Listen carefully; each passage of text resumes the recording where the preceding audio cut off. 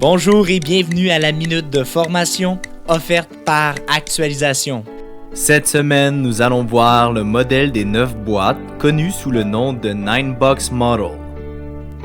L'objectif est de se familiariser avec cet outil qui aide à assurer une bonne gestion du talent et du potentiel des collaborateurs au sein d'une entreprise. Le modèle des 9 boîtes est basé sur 2 axes, le potentiel et la performance. C'est une matrice 3 par 3 qui nous donne 9 boîtes, d'où le nom du modèle.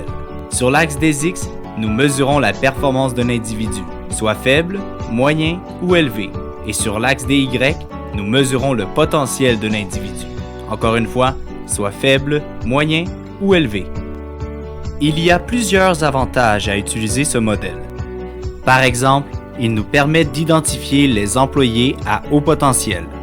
Il nous permet aussi d'identifier les risques du roulement de personnel.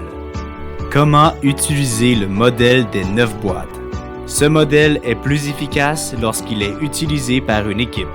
Les gestionnaires doivent remplir le modèle en assignant une boîte à chacun des membres de leur équipe. Considérez ajouter plus d'informations telles que la position actuelle, le risque de roulement ou la capacité à être relocalisé.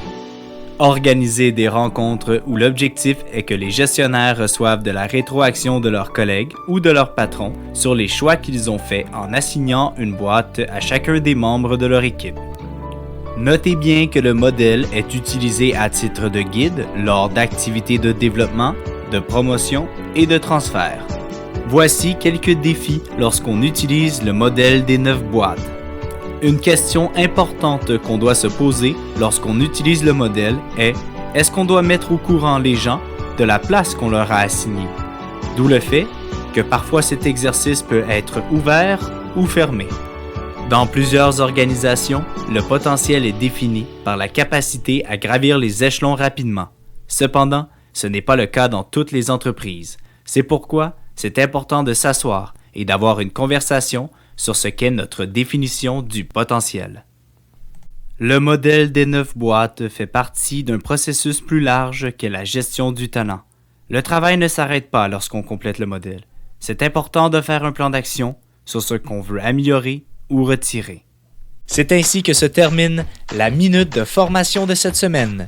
On se donne rendez-vous la semaine prochaine. Rejoignez-nous sur notre site internet au www.actualisation.com ou contactez-nous au 514-284-2622. Actualisation, formation et conseils depuis 1970.